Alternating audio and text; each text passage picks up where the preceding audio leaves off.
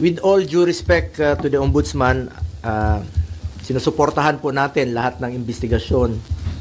At isa po ang aking masasabi, I do not know the Discayas. Hindi ko po kilala. In fact, nung hearing, nung mga nakarambuan dito sa Senado, tinanong ko sila, ang mga Diskaya. Tinanong ko sila, meron ba kayong joint venture with the CLTG? Yes. Tapos na ba? They answered yes. Napapakinabangan na ba? Yes. So, dun po, nagkaroon po ako ng interest din bilang isang senador at miyembro po ng Blue Ribbon na kung may pagkukulang, pagkakamali, kung anomalous o substandard, panagutin nyo, sinabi ko doon. Ako mismo ang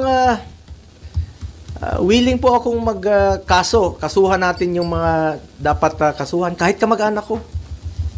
I'm willing to be the complainant kung talagang meron silang pagkukulang. At may pagkukulang ang Diskaya, kasuhan nyo. Wala po akong pakialam.